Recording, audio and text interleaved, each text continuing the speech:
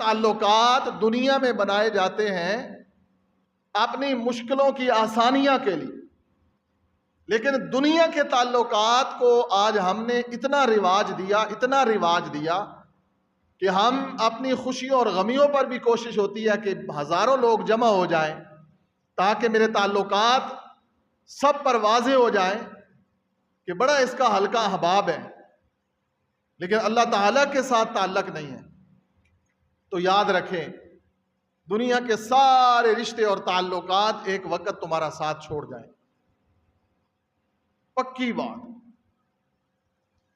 بھائی ماں اور باپ جیسا محترم رشتہ کوئی نہیں دنیا میں، جب وہ ساتھ چھوڑ جائے گا تو بچاؤ تمہارے بیوی بچے تمہارا ساتھ دیں گے؟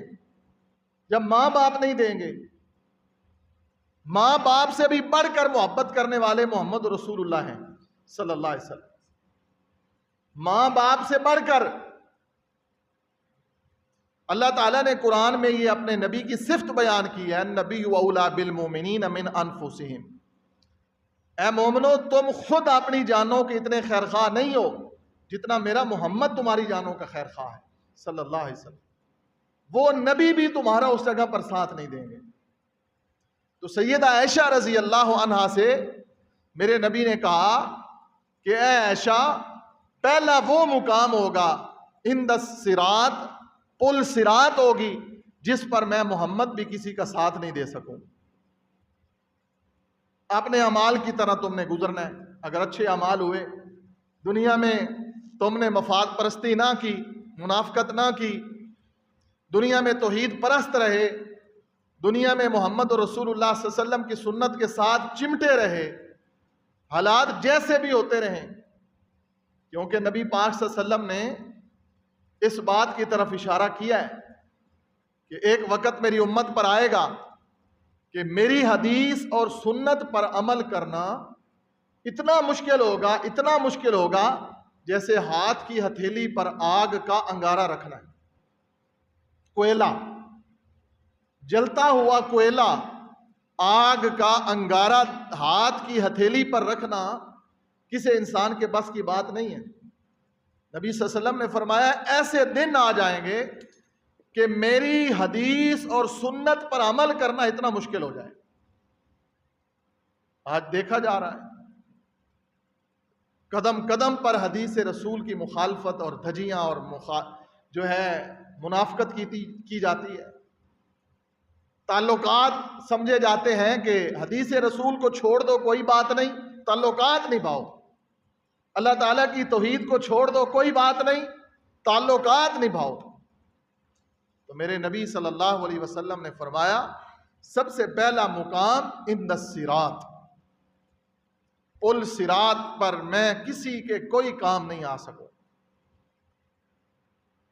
اللہ اکبر کبیرہ۔ یہ تعلقات کی بات میں نے چھیڑ دی ہے، اور جو میں نے قرآن پاک کی آیات پڑھی ہیں، ایک آیت میں نے پڑھی ہے سورۃ زخرف کی، 25واں پارہ ہے، سورۃ زخرف ہے، اور اس سورت کی آیت نمبر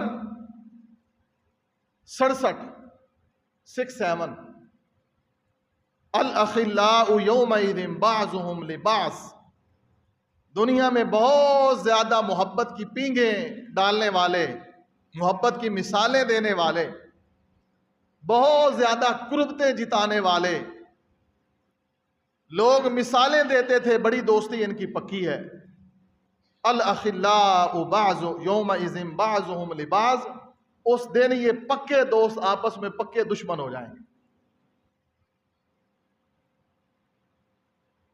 بدقسمتی یہ ہے قرآن کو سمجھا نہیں ہے، مسلمان ذلت اور خواری کی طرف بھاگ رہا ہے، پیسے کی دوڑ میں، دنیا کے سٹیٹس کے چکر میں، دشمنیاں۔ یہی تو آدم کی اولاد کے بارے میں کہا گیا تھا کہ یہ زمین پر فساد کرے گی، اور کر رہی ہے یہ آدم کی اولاد۔ پیسے کی خاطر، مفادات کی خاطر بھائیوں کو قتل کیا جا رہا ہے، باپ کو قتل کیا جا رہا ہے، ماں کو قتل کیا جا رہا ہے، مرے ہوئے باپ کا ایک شخص نے انگوٹھا کاٹ لیا، مرے ہوئے باپ کا، یہ پچھلے دنوں کی بات ہے، صرف کاغذات پر اپنے باپ کا فنگر لگانے کے لیے مرے ہوئے باپ کا فنگر کاٹ دیا، بیٹے نے، سگے بیٹے نے۔ اللہ میری توبہ، اللہ میری توبہ، اس سے بڑا فساد دنیا میں کیا ہو؟ یہ انسان بے وقوف ہے جو اولاد کے لیے حلال اور حرام کی پرواہ نہیں کرتا۔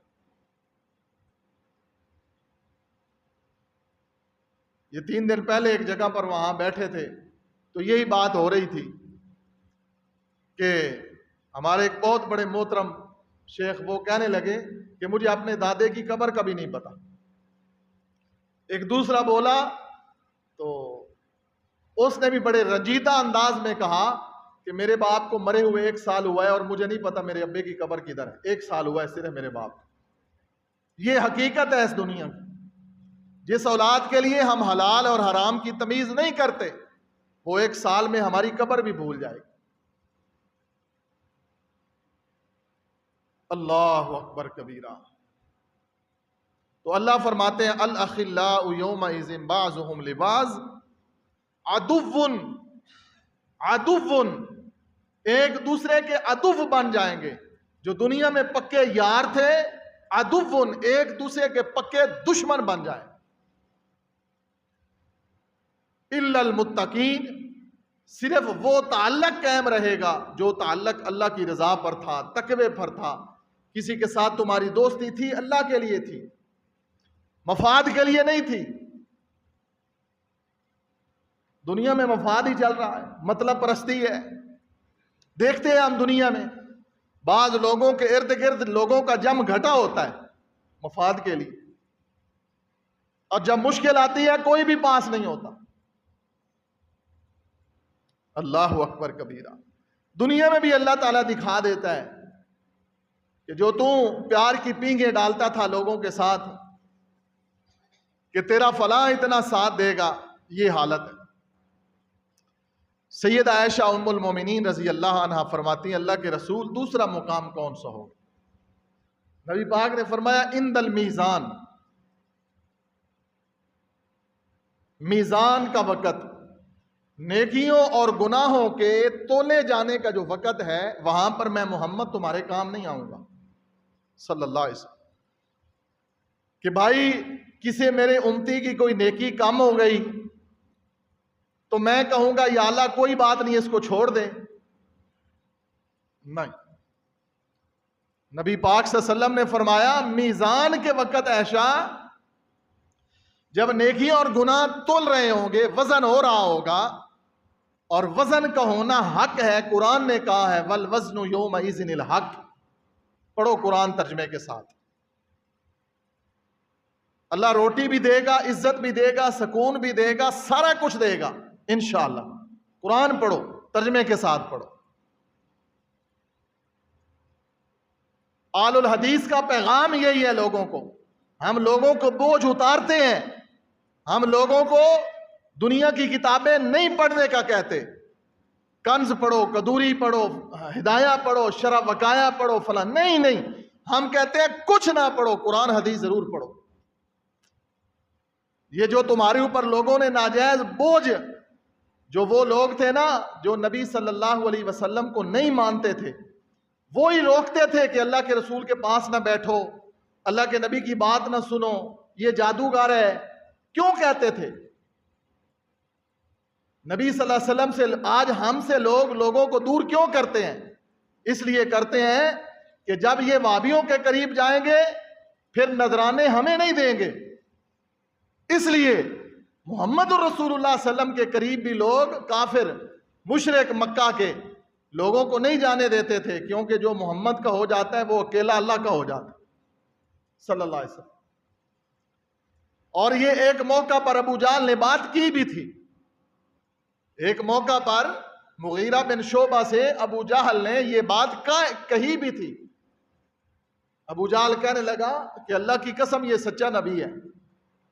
تو مغیرہ کہتا پھر تم مانتے کیوں نہیں ہو؟ پھر مانتے کیوں نہیں ہو؟ تو جو کہہ رہا ہے کہ یہ سچا نبی ہے، تو ابو جہل کہتا ہے اگر ہم اس کو سچا نبی مان لیں اور لوگوں کو یہ بات کہنے لگ جائیں کہ یہ سچا نبی ہے، ساڑھے ڈیرے تے کسی نے نہیں آ کے بیٹھنا. یہ چودراہٹ بھی بڑی بیماری ہوتی ہے نا، چارپائیاں توڑنا، ڈیرے دار خود بھی بے نماز بن کے بیٹھنا اور وہاں پر حقے کی محفل لگانا اور 4-10 بندوں کو اوروں کو بھی بٹھا کے دنیا کا جھوٹ اور بکواسیات سارا دن بیٹھا رہنا، اذان ہو جائے کوئی پرواہ نہیں. یہی تو بربادی ہے. یہ دوست جن کو تو ڈیرے پر لے کر بیٹھا رہتا ہے، یہ بھلا تیرے کیا کام آئیں گے؟ اللہ کے بندے، تو ان کا گناہ بھی اپنے ذمہ لے رہا ہے. تو اللہ فرماتے ہیں الاخلاء یوم، سورۃ زخرف آیت نمبر 67 پارہ نمبر 25، اللہ فرماتے ہیں یہ دنیا کی دوستیاں دشمنیوں میں بدل جائیں. یہ دنیا کے تعلقات مفاد کے لیے ہیں نا، مفاد پرستی ہے. دنیا کی دوستیاں، تعلقات مفاد اور مطلب کے لیے.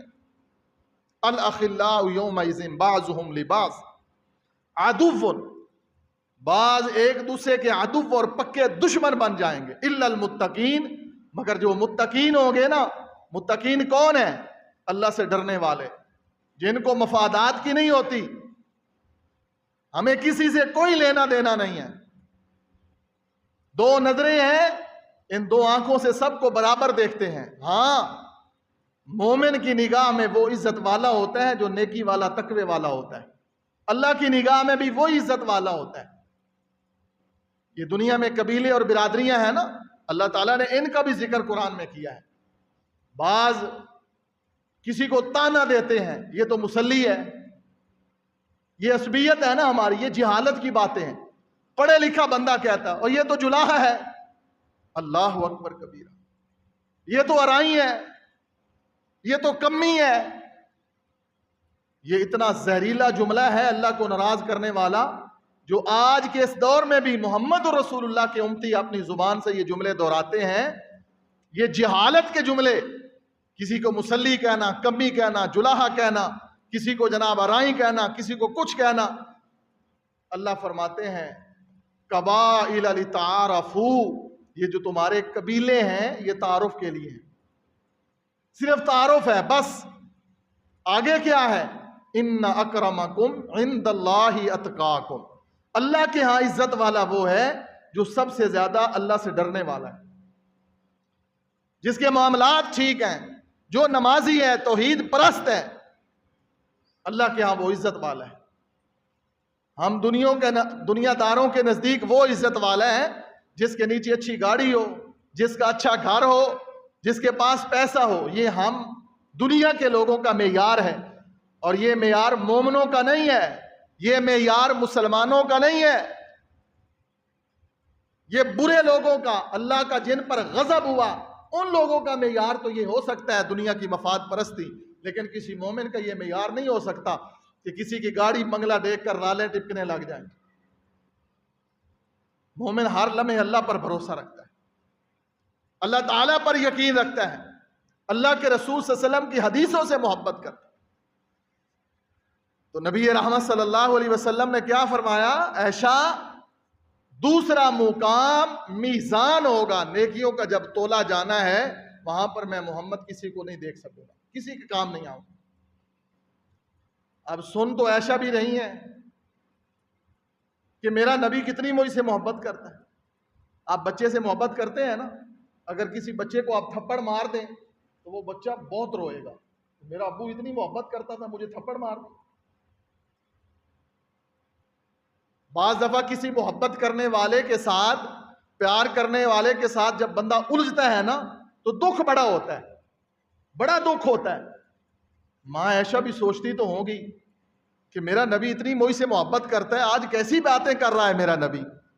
نبی پاک نے فرمایا عائشہ سن لو، محبت کرتا ہوں تم سے، لیکن 3 مقامات پر میں کسی کام نہیں آ سکوں گا، نہ تیرے نہ کسی امتی کے. ایک پل صراط، دوسرا عند المیزان، اور تیسرا مقام رسول رحمت صلی اللہ علیہ وسلم نے فرمایا عند الحوض. جب میں اپنے حوض کوثر پر ہوں گا نا تو وہاں میرٹ پر فیصلہ رب کرے گا، پانی میں پلاؤں گا، فیصلہ رب کا ہوگا۔ جب میرے نبی حوض کوثر پر، ہم تو کہتے ہیں اور بعض دفعہ بڑی بڑی دعا دے دیتے ہیں، اللہ تینوں جام کوثر نصیب فرمائے، اچھی بات ہے، اچھی دعا ہے، لیکن ایسے نہیں جام کوثر ملنا۔ اور جس کو مل گیا اس کو جنت میں داخلے تک کبھی پیاس ہی نہیں لگے گی، سبحان اللہ۔ جس کو نبی کے ہاتھوں جام کوثر مل گیا اسے جنت میں داخلے تک پیاس ہی نہیں لگے گی۔ لیکن میرے نبی نے فرمایا، اے عائشہ، اند الحوض، اند الصراط، اند المیزان اور اند الحوض، جب میں اپنے حوض کوثر پر ہوں گا، اپنے امتیوں کو پانی پلا رہا ہوں گا، تو وہاں میرٹ پر فیصلہ ہوگا اور فیصلہ رب کرے گا، پانی میں محمد پلاؤں گا صلی اللہ علیہ وسلم۔ اور رب کا فیصلہ کیا ہوگا؟ رب ہماری کرتوتوں سے واقف ہے، رب تعالیٰ ہماری کرتوتوں سے واقف ہے کہ نہیں ہے؟ کتنے کتنے ہم نے پاپ کر لیے، ظلم کر لیے، جو حوض سے ہمیں محروم کر سکتے ہیں گناہ، جو پل صراط سے ہمیں گرا سکتے ہیں، جو میزان کے وقت ہمارا نیکیوں کا پلڑا جو ہے اس کو ہلکا کر سکتے ہیں۔ کبھی کرو بیٹھو، اپنی 14-15 سالہ زندگی سے لے کر اب تک جتنی عمر ہو چکی ہے، پیسوں کا بڑا حساب رکھا ہے، کبھی گناہوں کو بھی گن لو کہ کون کون سے دنیا میں میں نے ظلم کر لیے ہیں، جن گناہوں کی وجہ سے میں پل صراط سے ذلیل ہو سکتا ہوں، میں میزان کے وقت میرا برا حال ہو سکتا ہے، اور آخری وقت حوض کوثر سے شاید مجھے دھتکارا جائے، شاید میری زندگی میں کوئی ایسا گناہ ہو گیا ہو جس کی وجہ سے حوض کوثر سے مجھے محروم کر دیا جائے۔ سوچو اپنے بارے میں، یہ فیصلہ کرو آج ہی کہ کیا کوئی ایسا گناہ تو نہیں مجھ سے ہوا کہ قیامت کے دن مجھے حوض کوثر سے محروم کر دیا جائے۔ ہے نا ایسے گناہ؟ ایسے گناہ ہے نا؟ صرف ایک گناہ کی میں تھوڑی سی وضاحت کر کے آگے چلوں، بدعت۔ مولویوں نے کہا، اور نیکی کر رہے ہیں نا، اور نیکی کر رہے ہیں نا جی، ختم پڑھا رہے ہیں، جھنڈیاں لا رہے ہیں، کل کر رہے ہیں، ساتے کر رہے ہیں، 11ویں دے رہے ہیں، نیکی کر رہے ہیں نا۔ اللہ کی قسم یہ نیکی نہیں ہے، یہ بدعت ہے۔ مجھے اللہ کی عزت کی قسم ہے، اس منبر پہ کھڑے ہو کر وہ بات بیان کرو جو لوگوں کی خیر خواہی والی ہو، لوگوں کو نفع دینے والی ہو۔ دین مولوی کی مرضی کا نام نہیں ہے، دین کسی امام، پیر، ولی، بزرگ کی مرضی کا نام نہیں ہے، دین اللہ اور اللہ کے رسول کی مرضی کا نام ہے۔ ایسے تھوڑا ہی ہے کہ جو مولوی اٹھے وہ کوئی مسئلہ بنا دے، یہ کرو وہ کرو، ایسے بھی دین ہے ویسے بھی دین ہے، ایسے ویسے دین نہیں ہے۔ دین وہی ہے جو قرآن میں ہے، جو حدیث میں ہے۔ کسی پیر، فقیر، ملنگ، مولوی، کسی درباری کی مرضی کا نام دین نہیں ہے۔ میرے محمد رسول اللہ صلی اللہ علیہ وسلم نے اتنی احتیاط کی اور صحابہ سے اس دین کے معاملے میں اتنی احتیاط کروائی کہ نبی صلی اللہ علیہ وسلم کے صحابی ایک نے عید والے دن، عید کی نماز پڑھنے سے پہلے اپنا جانور قربانی کا ذبح کر دیا۔ عید والے دن اللہ کے رسول کے ایک صحابی نے عید کی نماز پڑھنے سے پہلے اپنا جانور ذبح کر دیا، اور نبی پاک صلی اللہ علیہ وسلم جو ہی عید پڑھ کر واپس آئے تو اللہ کے رسول کو آ کے کہنے لگا، اللہ کے نبی گوشت تیار ہے، کھا لیں، آ جائیں۔ نبی پاک نے فرمایا، ابھی تو قربانی نماز پڑھی ہے عید کی، ابھی تو نماز پڑھی ہے، تو نے گوشت بھی کر لیا ہے؟ کہتا ہے ہاں اللہ کے نبی، میں نے نماز سے پہلے جانور ذبح کر لی۔ کیوں کیا؟ اب سن لو، اس لیے کیا اللہ کے رسول کہ سب سے پہلے میں چاہتا تھا کہ میرے گھر میں گوشت پکے، اور سب سے پہلے میں اپنا گوشت محمد رسول اللہ کے سامنے پیش کروں صلی اللہ علیہ وسلم۔ نیت کتنی اچھی ہے؟ اچھی ہے کہ نہیں نیت؟ ارادہ چنگا ہے کہ نہیں؟ کہ سب سے پہلے میرے گھر میں گوشت پکے، اور سب سے پہلے اپنے آقا و مولا کے ہاں گوشت میں پیش کروں؟ نبی صلی اللہ علیہ وسلم نے فرمایا تیری قربانی نہیں ہوئی. نبی صلی اللہ علیہ وسلم نے کیا فرمایا؟ تیری قربانی. آج مولوی ہوتا تو مولوی کا او جی حرج کی ہے، قرآن ہی پڑھایا ہے نا. میں ان مولویوں سے کہتا ہوں تمہیں بدعت کا پتہ ہے، تم جان بوجھ کر اپنے پیٹ کے لیے اس امت کو گمراہ کرتے ہو. تم قوم کے مجرم ہوگے قیامت والے دن اور حوض کوثر سے دھتکارے جاؤ گے. کیوں؟ کہ تم نے اپنے پیٹ کے لیے اس قوم کو گمراہ کیا ہے. اگر تم نے اتنا کر لیا ہے تو جرات کرو مغرب کی 3 فرضوں کی بجائے 4 فرض کر دو. ٹھیک ہے نا؟ مغرب کے 3 فرض ہیں نا، جرات کریں ذرا 3 کی بجائے مغرب کے 4 فرض پڑھ لیں. اور ابھی ہم نے جمعے کی 2 رکعتیں پڑھنی ہے نا. ویسے تو زور کی ہم کتنی رکعتیں پڑھتے ہیں؟ زور کے کتنے فرض ہوتے ہیں؟ 4 ہوتے ہیں نا. آج ہم نے جماعت کے ساتھ ابھی کتنی رکعتیں پڑھنی ہیں؟ کوئی ہے مائی کا لال ان 2 کو 3 کر سکتا ہے؟ کوئی ہے مائی کا لال جو ان 2 کو 4 کر سکتا ہے؟ سمجھو ذرا. یہی ہم سمجھاتے ہیں لوگوں کو. ان مولویوں کے پیچھے نہ لگو، قرآن پڑھو، خود پڑھو. میں بھی مسئلہ بیان کروں اللہ کی رحمت سے. ہمارا تو عقیدہ ہے کہ قرآن اور حدیث آپ کا حق بنتا ہے، آپ ہم سے بھی پوچھیں. اگر ہم آپ کو غلط مسئلہ بتائیں تو اللہ کے ہاں مجرم ہے تمہارے. لیکن ہم کہتے ہیں تم محبتیں اور پیار اور تعلقات اور دوستیاں اور رشتہ داریاں دنیا میں بناؤ، لیکن اس کی بنیاد نیکی اور تقوی پر ہو. کوئی مقصد ہو نا دوستی تعلق کا. بے مقصد یہ دنیا کے مفادات کے لیے یہ رشتے تو قیامت والے دارے سب کے سب بھول جائیں. ایسے اپنی مرضی کا ہی دین بنانا ہے. قبر پر اذان پڑھ دی، ہاں جی، جنازے میں کھڑے ہو کر آدھے منٹ کا جنازہ پڑھ دیا. کیا محمد رسول اللہ صلی اللہ علیہ وسلم ایسے جنازہ پڑھتے تھے؟ میت کو بھی نہیں ہم لوگ معاف کرتے، اور ہمارے اپنے مرتے ہیں. کسی کا باپ مرا، کسی کی ماں مری، کسی کا بیٹا مرا، کسی کا بھائی مرا، اور ظلم اتنا ہے بھائی کھڑا ہے، جرات نہیں ہے بھائی کی کہ مولوی صاحب میرے باپ کا جنازے کا حشر کیسے کر دیا تم نے. اور مولوی بھی جو کسی امیر کا جنازہ ہو تو لمبی لمبی دعائیں، کوئی غریب ہوئے تو مگرو لان دینے. ایسے بھی ہوتا ہے نا، ایسے بھی ہوتا ہے ہمارے معاشرے میں. بڑا ظلم ہے، بڑا ظلم ہے. یہ لوگ اللہ کے ہاں ان کا حشر ایسا ہوگا، اللہ مان اللہ مان. نماز کے اندر کھڑے ہو کر قرات کی جاتی ہے، سورۃ فاتحہ پڑھا جاتی ہے. نماز کے اندر قیام جو ہوتا ہے، تکبیر تحریمہ کے بعد اللہ اکبر، ہاتھ باندھ لیے اور قرات کرنی ہے. قرات میں سب سے پہلے کیا ہے؟ سورۃ الفاتحہ ہے. سورۃ الفاتحہ ہی ہے نا. اگر آج ہم سورۃ الفاتحہ نہ پڑھیں، درود شریف پڑھ لیں تو کام چل جائے گا. کیوں جی؟ آج ہم رکوع کے اندر درود شریف پڑھ لیتے ہیں. جمعے کا دن ہے، نبی پاک پر درود کا بڑا ثواب ہے، پڑھنا بھی چاہیے جمعے والے دن. آج ہم درود ہی پڑھ لیتے ہیں. اور حدیث بھی ہے کیا کہ نبی پاک نے فرمایا جو مجھ پر صرف درود پڑھتا رہے، دعا نہ مانگ سکے.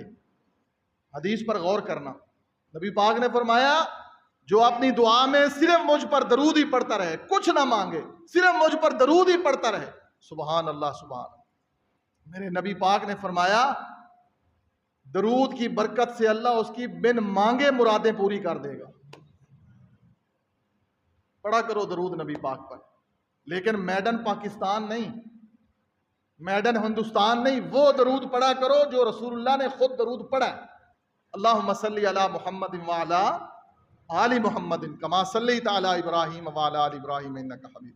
یہ درود، یہ جو مولویوں نے حجرے میں بیٹھ کر بنایا ہے نا، یہ درود نہیں. مکہ اور مدینہ سے جب ہو کر آئے نا تو وہاں کی نماز، وہاں کا سکون، مدینے کی محبت، بیت اللہ کی محبت پاکستانیوں کے لیے ایک محبت لے کر آتے ہیں، اور دل سے آواز نکلتی ہے کہ اپنا سینہ چیر کر ان کے سامنے کھول کے رکھ دیں کہ یہ جنت کا راستہ ہے، یہ ہدایت کا راستہ ہے، چھوڑ دو برے تعلقات، اللہ اور اللہ کے رسول کو کیا منہ دکھاؤ۔ تو میں عرض کر رہا تھا درود پڑھنا کوئی گناہ کا کام ہے، درود پڑھنا کوئی گناہ کا کام ہے۔ آج نماز میں قیام کی جگہ بھی درود پڑھتے ہیں، رکوع میں بھی درود پڑھتے ہیں، سجدے میں درود پڑھتے ہیں۔ کیا خیال ہے، کر لیں ایسا، کام چل جائے گا؟ قیام کی جگہ سورۃ فاتحہ کی جگہ درود پڑھ لیتے ہیں، سبحان ربی العظیم کی جگہ درود پڑھ لیتے ہیں، سبحان ربی الاعلیٰ کی جگہ درود پڑھ لیتے ہیں، قرآن نہیں مچ جائے گا؟ بھائی مولوی نواں دین کاٹ دیتا ہے۔ یہی میں مثال سمجھانے کے لیے عرض کر رہا ہوں میرے بھائیوں، کہ جیسے ایسے نہیں کام چل سکتا، ایسے قبر پہ اذان دینے سے بھی کام نہیں چلے گا، کیونکہ میرے محمد نے نہ اذان دی ہے قبر پر، نہ دلوائی ہے، نہ تیجا میرے نبی نے کیا ہے نہ کروایا ہے، نہ ساتہ کیا ہے نہ کروایا ہے، نہ 10واں کیا ہے نہ کروایا ہے، نہ 40واں میرے نبی نے کیا ہے نہ کروایا ہے۔ کیوں نہیں یقین محمد رسول اللہ صلی اللہ علیہ وسلم پر؟ اس لیے امام احمد بن حنبل رحمہ اللہ کا قول ہے کہ جو بدعتی بندہ ہے نا، بدعتی بندہ، امام احمد بن حنبل رحمہ اللہ کا قول، کون ہے امام احمد بن حنبل رحمہ اللہ؟ اللہ اکبر کبیرہ، یہ وہ اللہ کے ولی ہیں، ساری زندگی مدینہ کی گلیوں میں پھرتے رہے لیکن کبھی جوتا نہیں پہنا، مدینہ کی گلیوں میں جوتے کے بغیر پھرتے رہے۔ جب کسی نے پوچھا کہ امام صاحب جوتا پہن لو، گرمی ہوتی ہے، پتھر ہوتے ہیں، کانٹے ہوتے ہیں، فرمایا کہ میرا دل نہیں کرتا، میں سوچتا ہوں کہ کہیں ایسا نہ ہو کہ اس جگہ میرے محمد کا پاؤں آیا ہو اور میرے جوتے والا پاؤں میرے نبی کے پاؤں پر آ جائے۔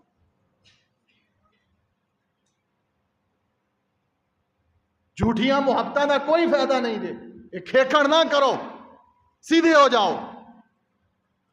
اللہ تعالیٰ دلوں کے حال جانتا ہے، کون منافق ہے، کون جھوٹا نعرے لگاتا ہے مجھے بڑی محبت ہے، رسول سے بڑی محبت ہے، اور محمد کی ایک سنت پر عمل کرنا تیرے لیے موت ہے۔ یہی تو منافقت ہے، اس سے بڑی منافقت کیا ہے؟ یہ بڑی منافقت ہے۔ سب سے گندا منافق وہ ہے جو حدیث کا علم ہونے کے باوجود عمل نہیں کرتا،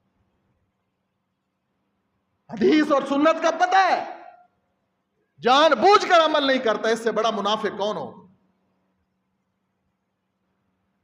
میں ایمان والا ہوں، قرآن نے ساری کسریں نکال دی ہیں، پوری ایک سورت ہے جس کا نام ہے منافقون، 28ویں پارے میں ایک پوری سورت ہے جس سورت کا نام کیا ہے؟ منافقون۔ اذا جاءک المنافقون، اے میرے نبی جب تیرے پاس منافق آتے ہیں نا تو کہتے ہیں ہم بھی ایمان والے ہیں، اور کہتے کیا ہیں؟ قالوا نشہد انک لرسول اللہ۔ اللہ اکبر، اللہ اکبر۔ قالوا نشہد، کہتے ہیں ہم گواہی دیتے ہیں تو اللہ کا سچا رسول ہے۔ اللہ فرماتے ہیں میرے نبی ان پر یقین نہ کرنا، یہ پکے منافق ہیں۔ اذا جاءک المنافقون قالوا نشہد انک لرسول اللہ، یہ صرف زبان سے کہتے ہیں کہ ہم تجھے رسول مانتے ہیں، تیری بات نہیں مانتے، یہ تیری حدیث نہیں مانتے، یہ تیری سنت نہیں مانتے، یہ پکے منافق ہیں۔ یہ اللہ نے اپنے نبی کو کہہ دیا۔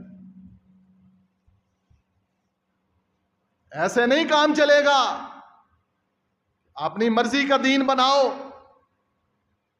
رب ایک ہے، رسول ایک ہے، قرآن ایک ہے، مکہ ایک ہے، مدینہ ایک ہے، جنت ایک ہے، اور ہدایت کا راستہ بھی ایک ہے۔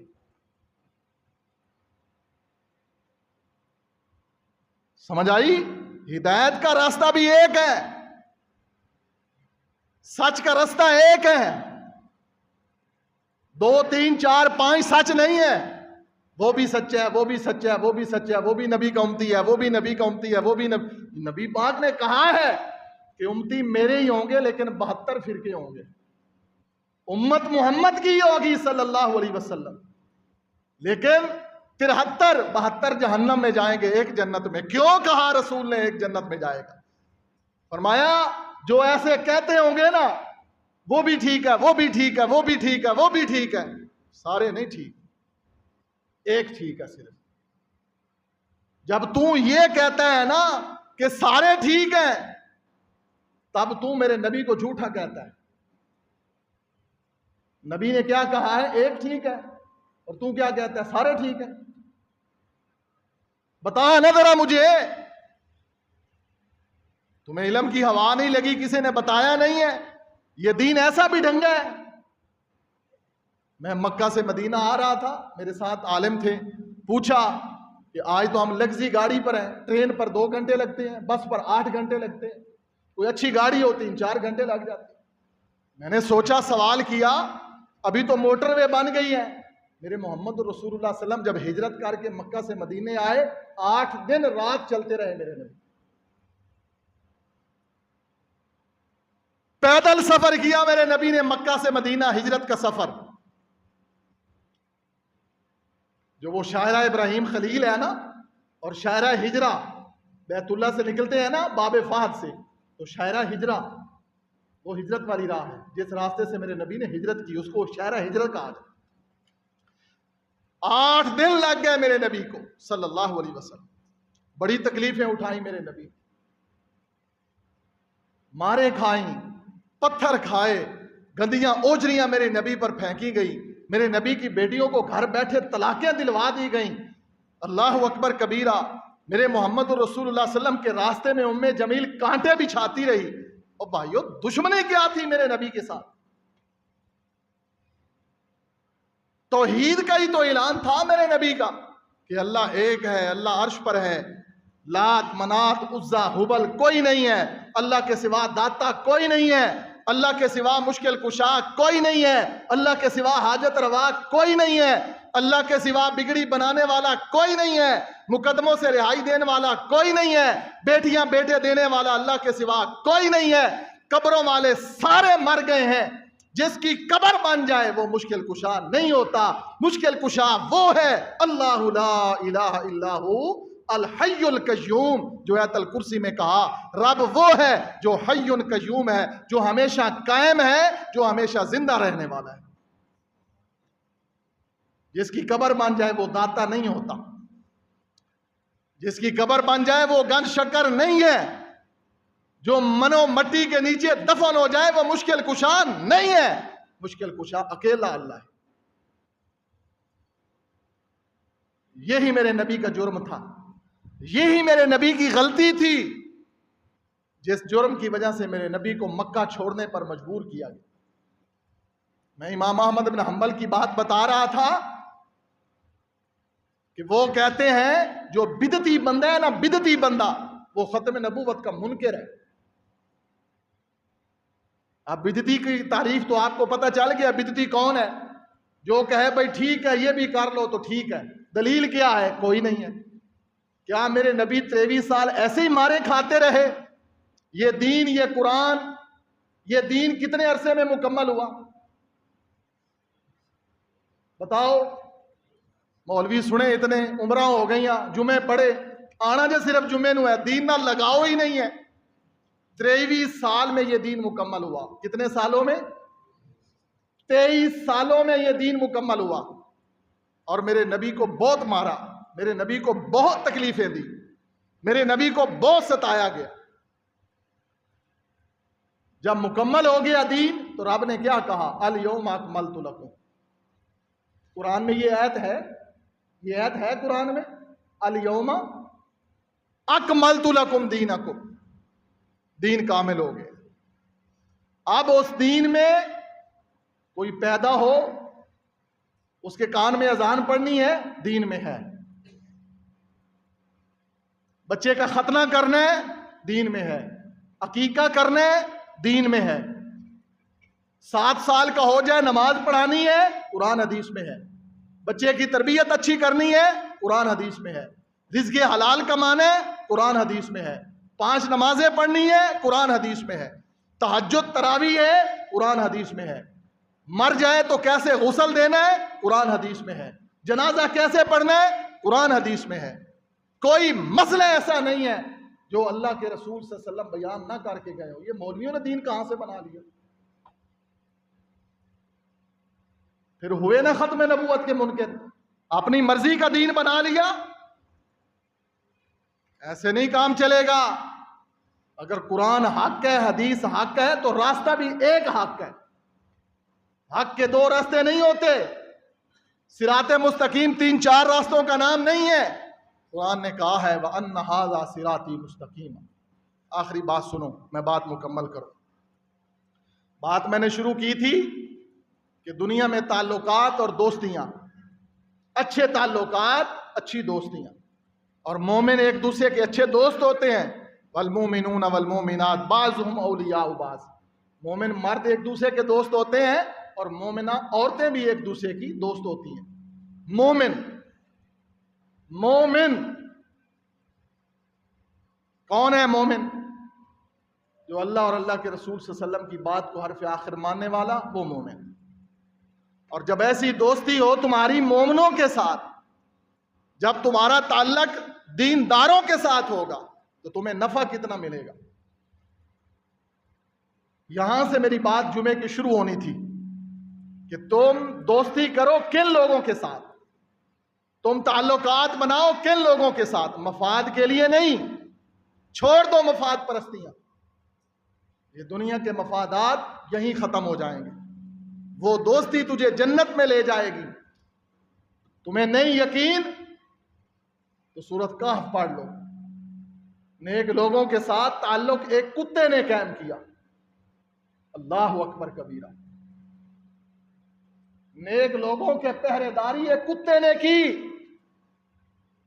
وَقَلْبُهُمْ ذِرَاعٌ، وہ اپنے پاؤں پھیلا کر غار کے آگے بیٹھا رہا۔ 309 سال اللہ کے ولی غار میں سوئے رہے، رب ان کو کھلاتا رہا، رب ان کو پلاتا رہا، اور کتا غار کے باہر بیٹھ کر 309 سال پہرا دیتا رہا۔